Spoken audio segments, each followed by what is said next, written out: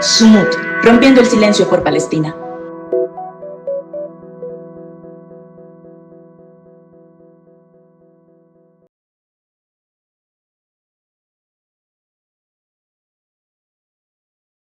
Hola, bienvenidos y bienvenidas al podcast Sumut, rompiendo el silencio por Palestina.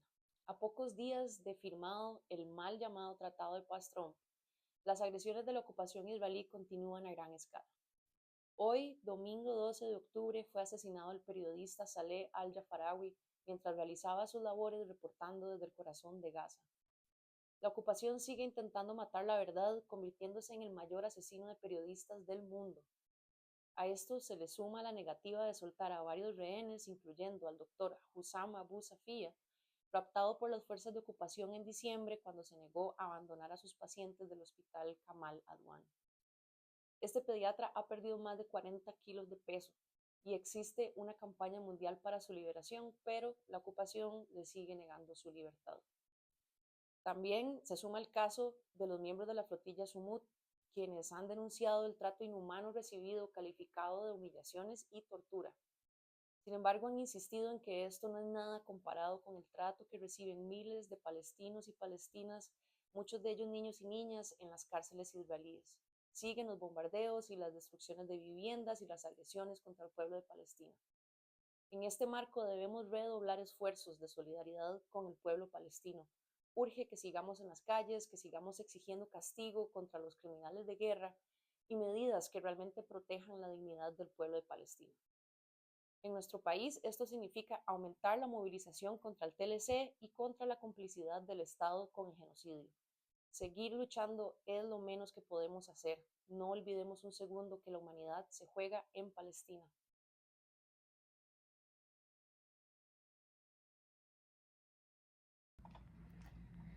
Palestina nos ha necesitado durante este genocidio y nos va a necesitar aún más después de este. Debemos celebrar que cesan las bombas, que entra la ayuda humanitaria. Era una necesidad que no podía hacerse esperar. Debemos celebrar que los rehenes vuelven con sus seres queridos, los rehenes de ambas partes, por supuesto. Pero también debemos adoptar una postura cautelosa y crítica ante este plan de paz propuesto para Gaza. A pesar del optimismo con que recibimos esta fase 1, la prioridad ineludible e inmediata debe ser el cese del fuego permanente y la entrada masiva y sin obstáculos de ayuda humanitaria y de comida en Gaza. La narrativa mediática y de los centros de poder, especialmente los sionistas que estamos viendo hoy, se enfoca de manera desproporcionada en la liberación de los rehenes israelíes. Pero esto distorsiona la verdad. La víctima principal y más vulnerable es y ha sido el pueblo de Palestina. La población de Gaza está sufriendo una hambruna desde hace meses, sufriendo una catástrofe humanitaria provocada por un asedio y bombardeos implacables que duran ya 2 años. La vida de millones de civiles palestinos debe primar sobre cualquier negociación política. Como sabemos, la fase 1 del acuerdo contempla el cese al fuego inmediato, la liberación de los rehenes, la entrada de ayuda humanitaria y la retirada israelí, ¿verdad? Una retirada que se ha denominado técnica parcial de las tropas israelíes a una línea acordada. Este es un punto, ¿verdad? Es el punto más sensible desde la perspectiva humanitaria. Esa retirada parcial debe ser vigilada por las sociedades civiles porque está rodeada de una vaguedad. Alrededor de este punto no se tiene claridad porque se describe como que se hará completa a largo plazo, pero Israel ya ha declarado que mantendrá un perímetro de seguridad indefinido, lo que pone en duda la soberanía y seguridad a largo plazo en Gaza.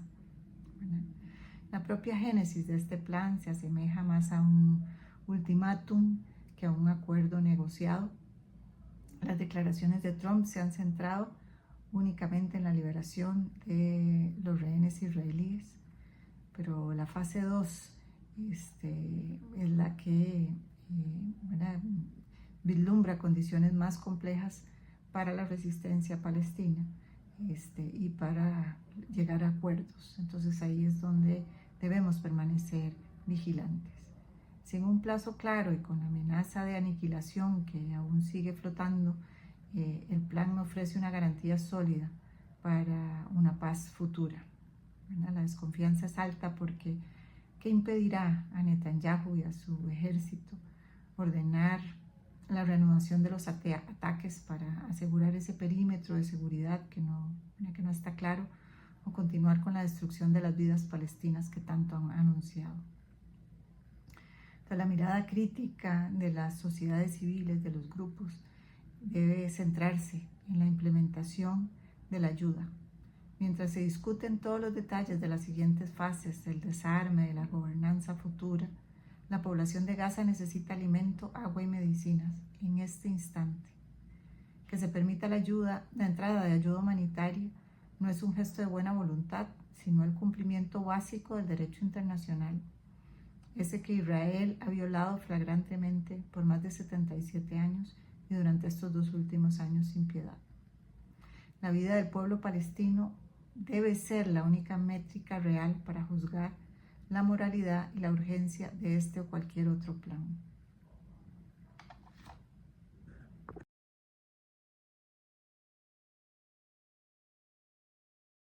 Esta guerra es el primer genocidio transmitido en vivo, pero lo que vemos a través de nuestras pantallas no es una ventana transparente a la realidad, es un relato cuidadosamente construido para fabricar consentimiento para el genocidio.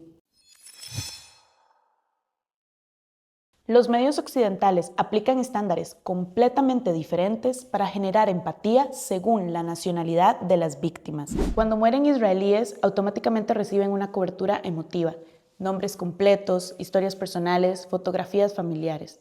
En contraste, los palestinos deben de cumplir un estándar imposible para merecer empatía.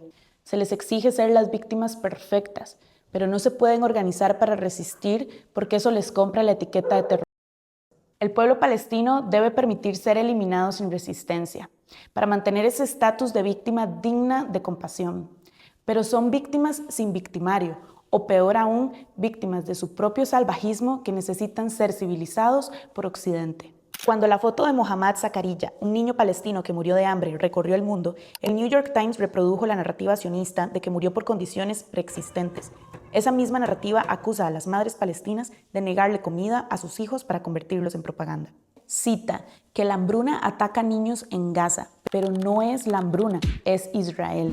AP cita a Netanyahu, donde menciona que jamás roba la ayuda humanitaria, pero lo que no menciona es que Israel tiene un bloqueo de alimentos y medicinas y que financia pandillas para que se roben esta ayuda. Según The Intercept, términos emotivos como masacre o carnicería se reservan casi exclusivamente para víctimas israelíes. La palabra masacre se usó para describir muertes israelíes frente a palestinas en proporción 125:2.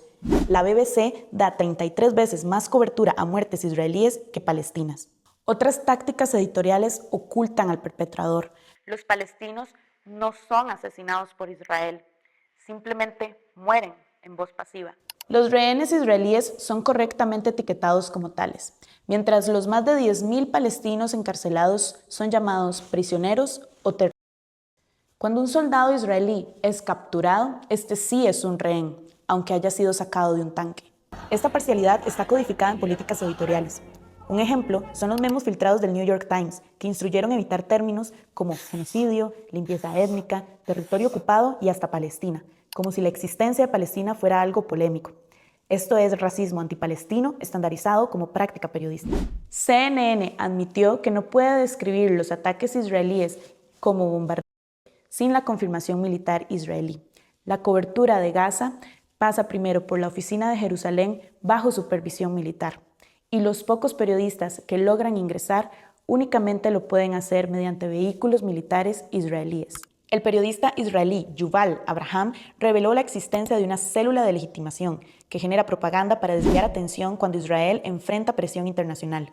Son responsables de justificar asesinatos de periodistas y ataques a hospitales ante la prensa internacional. Mientras tanto, las voces palestinas son ignoradas. El Ministerio de Salud de Gaza, validado por la ONU con un 95% de precisión, siempre aparece como controlado por Hamás, sugiriendo datos no confiables. Ya sabemos que para el sionismo y la prensa occidental, las vidas palestinas valen menos que las israelíes. También vale menos la verdad de los testimonios palestinos. El silenciamiento no es solo editorial. Israel ha asesinado al menos 270 trabajadores de medios palestinos. El Comité para Proteger Periodistas documentó que Israel acusa a periodistas de terrorismo sin pruebas. Ante el asesinato de Anas Asharif, ganador del Pulitzer, que pasaba frente a cámaras todo el día, los medios citaron la narrativa israelí sin presentar pruebas. Esta combinación de eliminación física y marginación editorial resulta en una cobertura fundamentalmente unilateral. Lo que hemos presenciado no es un simple sesgo mediático, es la maquinaria de la propaganda en pleno funcionamiento, un pilar esencial del genocidio. Al deshumanizar las víctimas, manipular el lenguaje, difundir mentiras y silenciar la verdad, los medios occidentales se convierten en cómplices directos del genocidio. Algunos expertos internacionales ya advierten que esta complicidad podría tener consecuencias legales. La pregunta ya no es si los medios están fallando, sino si serán responsabilizados por su papel de justificar lo injustificable.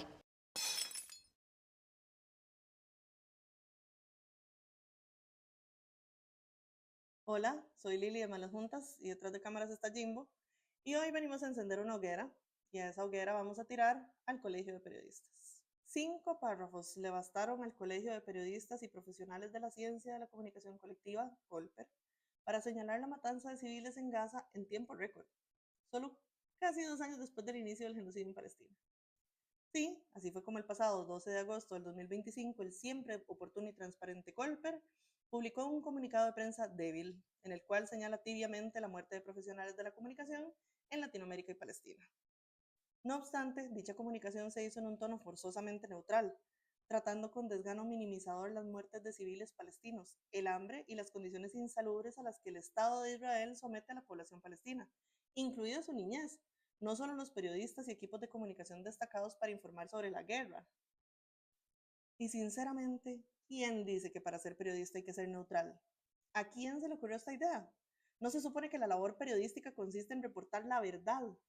Para hacer esto se requiere integridad y valentía, cualidades ambas de las que aparentemente el personal del COLPER carece, a diferencia de tantos ejemplos que nos ha dado este genocidio, como Wael Abdaddu, que ha perdido una cantidad absurda de familiares, entre ellos a su esposa y 3 de sus hijos, uno de los cuales era periodista también, y al menos 10 miembros de su familia extendida, o a Motasa Saiza, o a Plestia Alakad, cuyas historias hemos conocido a través de redes sociales y que se han visto obligados a salir de Gaza con toda la culpa que conlleva sobrevivir mientras otros mueren. O Isan Auda, que ha decidido quedarse en Gaza resistiendo y mostrándonos la realidad del genocidio a pesar de estar en constante peligro. El colegio, en un texto breve, asume una posición sin decir con palabras que lo que está sufriendo el pueblo palestino es un genocidio y que producto de dicho genocidio, muchos profesionales de la comunicación han perdido sus vidas en el ejercicio de sus funciones durante ataques propiciados por el Estado de Israel. ¿Será que las autoridades del Colegio de Periodistas no se informan? ¿No ven noticieros? ¿No tienen internet? ¿No investigan, tal vez? ¿Será que al no afectarle la proximidad del genocidio se toma la libertad de pronunciarse ligeramente sobre el tema? Una postura, si a ese lamentable comunicado se le puede llamar postura, así de escueta, pensada y escrita a la carrera, sin corazón, no es digna de un colegio que agremie profesionales de un país democrático, de diálogo y de paz, mucho menos de un colegio que agremie profesionales de la comunicación. Ahora, el Colper tiene razón en una cosa, y es que no puede ser que el año de nuestro Señor 2025 sea el momento más peligroso para ejercer el periodismo. No puede ser que el chaleco de periodistas se haya convertido en un blanco. Pero entonces, ¿por qué hacer un comunicado tan mediocre cuando lo mínimo que debería estar haciendo el Colegio de Periodistas es clamar por un fin al genocidio? Y en vez de eso lo que hacen es llamarlo guerra, porque ni siquiera pueden decir la palabra genocidio. En fin, esta postura, además de tardía, es una vergüenza y es insuficiente en este punto de agresión israelí. Asuman con dignidad la tarea que nos dejó a todos, pero sobre todo a ustedes, periodistas, su colega Anas Asharif en su última voluntad y testamento. Si estas palabras les llegan, sepan que Israel ha tenido éxito en matarme y silenciar mi voz.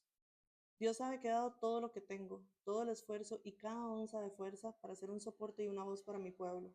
desde el momento en que abrí mis ojos a la vida en las calles y callejones del campo de refugiados de Jabalía. He vivido el dolor en todos sus matices y he saboreado la pérdida y el luto muchas veces, pero nunca dudé en reportar la verdad fielmente, sin falsificación ni distorsión. Les confío a Palestina, la joya de la corona de todos los musulmanes y el latido del corazón de toda alma libre de este mundo. Les confío el no ser silenciados por las cadenas, ni detenidos por las fronteras. Sean puentes hacia la liberación de tierra y pueblos, hasta que el sol de la dignidad y la libertad salga sobre nuestra tierra usurpada. No se olviden de Gaza.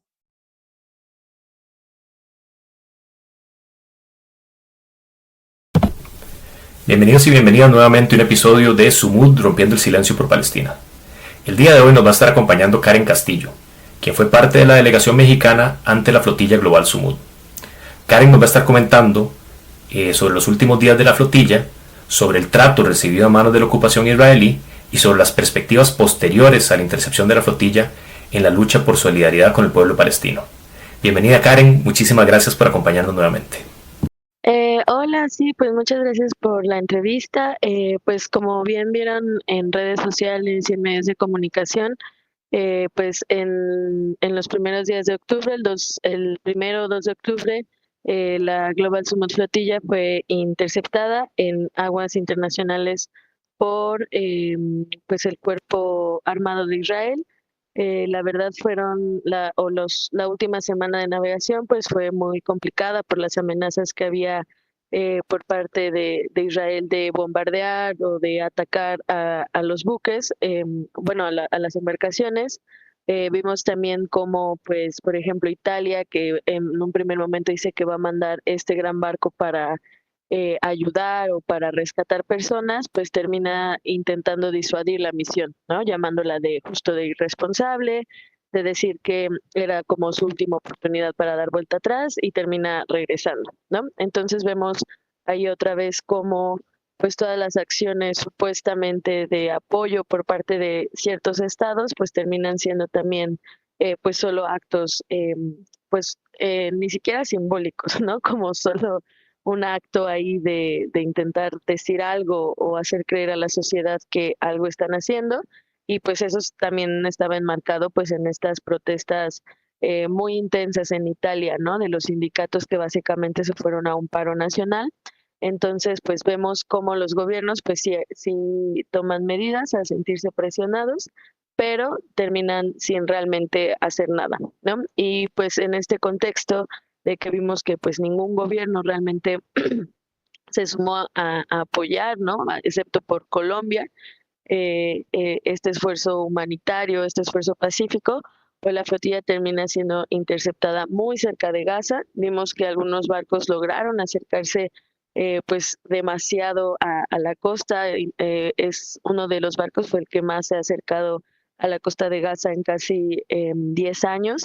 Entonces, pues bueno, después de eso, pues se vino el secuestro de todos los participantes en prisiones israelíes, en prisiones que son famosas por cometer actos de tortura en contra de personas palestinas. Y pues bueno, lo que nuestros compañeros que estuvieron allá nos contaron, nos platicaron, los testimonios que han visto en redes sociales, es que bueno, se les dio un trato sumamente severo, que hubo actos de tortura física, psicológicas. Nos contaron que pues los tuvieron muchas veces con los ojos tapados, arrodillados sin saber a dónde iban, que se les amenazó de muerte, que se les tuvo en condiciones de hacinamiento. Muchas personas no tuvieron agua, comida ni acceso a medicamentos por días. Personas, algunas fueron golpeadas, compañeras pues que son musulmanas, se les arrancó, ¿no? Como una forma muy denigrante el hijab, ahora sí que el velo que usan para cubrirse por cuestiones religiosas, pues les fue arrancado. Entonces se trata, a pesar de ser horrorífico, de ser, pues, o sea, ningún acto de tortura, eh, pues algo fácil de vivir, pero pues no se compara en absoluto con lo que los testimonios de sobrevivientes de prisiones israelíes que han sobrevivido décadas de encierro, pues han contado, ¿no? Hemos visto personas que en menos de un año de prisión en estos lugares, pues pierden más de 30, 40 kilos, que muchos han muerto en prisiones por actos de tortura. Hemos escuchado de mujeres palestinas que han sido violadas en estas prisiones. Realmente, pues es lo que decimos, ¿no? Son nuevos campos de tortura y de exterminio que Israel ha diseñado para torturar de una forma, de las formas más crueles, inhumanas, inimaginables a personas que pues no deberían de existir, ¿no? Entonces, bueno, en estos últimos días pues hemos ido viendo también cómo pues también gracias a toda la solidaridad internacional, a las marchas, a las manifestaciones, pues la mayoría de los integrantes de la flotilla han regresado. Hay que decir que todavía hay compañeros que no han regresado, que siguen presos, que han sido amenazados de muerte, que se les está amenazando con pues que llevan un proceso judicial de un año al menos en este ente sionista. Entonces es muy importante que se siga difundiendo qué está pasando con nuestros compañeros. Y bueno, también mencionar que otra flotilla había zarpado por el 23-25 de septiembre, la Freedom Flotilla, que es este esfuerzo original que surge desde 2006 para intentar romper el bloqueo. Ahí van igual alrededor de 150, 160 personas que llevaban personal médico y periodistas que buscaban pudieran ingresar a Gaza para ayudar al personal médico y a los periodistas en Gaza, que por 2 años pues no han podido descansar. Y bueno, también la flotilla fue interceptada en aguas internacionales y de igual forma hay muchos de los compañeros de esa flotilla que también se encuentran en prisión. Karen, en el contexto de la implementación de lo que se llamó el Plan de Paz de los 20 puntos de Trump, ¿cuál sería tu perspectiva después de este proceso? ¿Qué cambia de la lucha pro-palestina? ¿De qué forma podemos seguir mostrando nuestra solidaridad? Pues sí, yo algo que empecé a ver después de regresar de la flotilla y que me pareció un poco triste y fuerte fue que justo, ¿no?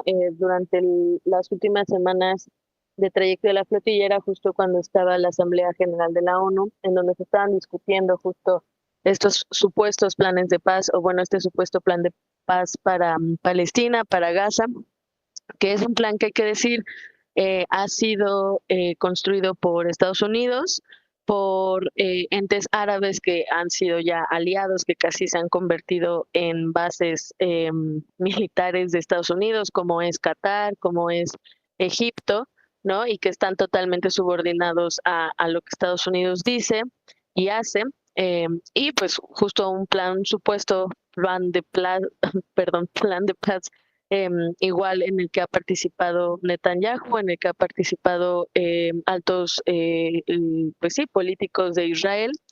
Y bueno, perdón, este plan de paz, más que ser un plan de paz, yo lo llamaría pues es un plan que pues legitima totalmente pues la ocupación de toda la franja de Gaza. Este plan pues lo que permite es pues que se haga el intercambio de prisioneros, que jamás pues libere a los rehenes que aún tenían pues pues que aún tenían desde el 7 de octubre, y que Israel a su vez libere a casi más de 1,500 presos, más de 700 presos que han detenido desde el 7 de octubre. Entonces, pues hasta ahí se ve la diferencia abismal en números, ¿no? En cuánto significaría una persona israelí a cambio de 10 personas palestinas o más, ¿no? Entonces vemos ahí siempre también la gran diferencia en estas cifras. Y lo que también es muy fuerte es que realmente no hay un plan de retiro de los cuerpos militares de Gaza, ¿no? Se habla de cierto plan de retiro, pero el cual pues no es claro. Y bueno, realmente también lo que hemos escuchado de compañeros que son muy cercanos a los movimientos de liberación en Palestina es que realmente este plan no surge a raíz o no es un resultado pues positivo, un resultado que realmente se vea como una victoria, ¿no? Para el pueblo palestino, para la resistencia palestina, sino que realmente es un plan que un poco se obliga al pueblo de Gaza a tomar pues porque justo hemos visto que ningún país realmente tiene algún plan de intervenir por Gaza, ¿no? Justo cuando este plan se estaba discutiendo en la ONU, estaba el también plan propuesto por Petro, por Colombia, y que era un plan sustentado en todas las recomendaciones internacionales de la Corte Internacional de Justicia, de cuerpos que por años llevan estudiando el tema de Palestina, que por años han sido o han pues levantado la voz desde organismos internacionales, un plan basado en sentencias internacionales, un plan basado también en una perspectiva de libertad, de un fin a la ocupación, que era el plan pues propuesto por Petro ante la ONU, pero que realmente no recibe apoyo de casi ningún estado, ¿no? Y también creo que hay como movimientos, y esa es la parte donde voy, creo que también nos ha faltado que la solidaridad y que el apoyo a Gaza pase de un poco lo simbólico, lo mediático, así ya procesos más puntuales, ¿no? Es importante que entendamos que aunque las acciones masivas, ¿no? Incluso la flotilla, incluso estos cierres masivos de escuelas, universidades, si no tienen fines concretos y fines que obliguen a los estados de cada de nuestros territorios a cortar cada vez más un poco las relaciones con el sionismo, pues va a ser muy difícil realmente que se concrete en acción, ¿no? En acción que beneficie directamente al pueblo palestino y a nuestros pueblos, porque otra vez, ¿no? Muchos de las armas, de los aparatos de espionaje que actualmente se utilizan en nuestros países para reprimir a comunidades, para pues violentar derechos humanos, son desarrolladas por Israel, por Estados Unidos. Estamos viendo en Latinoamérica estas amenazas de Trump de invadir, de tratar a grupos como terroristas, justificando lo mismo que se ha hecho en Palestina. Entonces creo que en esta nueva etapa, al menos que así se está viendo, en cuanto al movimiento palestino de solidaridad mundial con Palestina, yo lo que diría y lo que nosotros acá, o sea, yo, en mis compañeros, en nuestros espacios queremos hacer, ¿no? Es sí enfocarnos mucho en propuestas concretas de cómo podemos ir obligando a nuestros estados a cortar ciertos lazos, ¿no? Con el sionismo dentro de nuestras sociedades. Por ejemplo, acá en México y en particular en el trabajo que nosotros hacemos, que es más como de documentación de actos de brutalidad policial, mucho análisis de estas estructuras de represión, de criminalización en contra de movimientos sociales, y que es el trabajo de derechos humanos que nosotros hacemos, pues estamos ahorita pensando, planeando en que nuestro esfuerzo y nuestros esfuerzos de solidaridad con Palestina se enfoquen en justo hacer visible y en exigir muy particular al Estado mexicano cortar estos lazos militares con Israel, ¿no? Es una tarea obviamente titánica también, porque obviamente ningún estado quiere no tener estas grandes tecnologías de control social, etcétera, pero sí lo vemos como lo más concreto, ¿no? Que podríamos tanto, o sea, como algo que se podría integrar dentro de nuestras propias luchas, porque eso también es importante, cómo integramos la lucha contra el sionismo y contra el genocidio del pueblo palestino dentro de nuestros esfuerzos locales, ¿no? La verdad es que hemos visto que pues, los movimientos sociales siempre son movimientos que no tenemos recursos muchas veces, que hay cansancio, que es difícil, ¿no?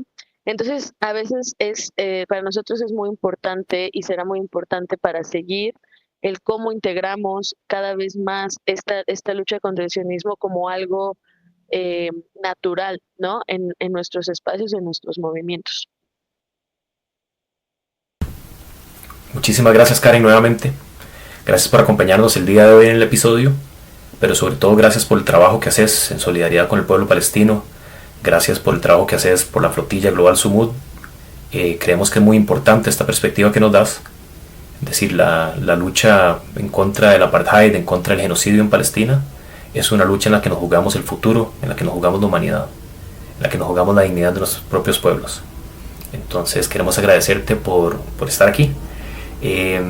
Finalmente, Karen, ¿hay algún mensaje que quieras darle a las personas que están aquí escuchando, las personas que son parte del movimiento pro Palestina en Costa Rica? Y nuevamente muchas gracias por tu participación. este mensaje a todos los compas de allá de Costa Rica, pues de no rendirse, de no ver justo, ¿no? La lucha por el fin del genocidio, de la ocupación como algo momentáneo, ¿no? O algo que va a durar un año, 2, 3, o que tiene justo, ¿no? Un plan, un punto de límite, ¿no? Es entender que el sionismo es algo que es un plan mundial, ¿no? Que está conectado a este nuevo intento de despojo territorial en todo el mundo, ¿no? Y que nos afecta, o sea, que realmente aunque lo veamos muy lejano, nos afecta, que muchas de las empresas que son responsables también o son aliadas de Estados Unidos, de Israel, pues son las mismas que aquí en los territorios pues despojan agua, ¿no? Se quedan con grandes partes del territorio, que cada vez más son dueños de los cárteles inmobiliarios en las playas, en las ciudades, y estoy segura que en Costa Rica la situación no ha de ser distinta. Entonces verlo, ¿no? No pensar que aquí llega y más bien pensar en cómo haremos de la lucha de solidaridad con Palestina y la lucha contra el sionismo una lucha propia, ¿no? Y una lucha que se integre con nuestros movimientos.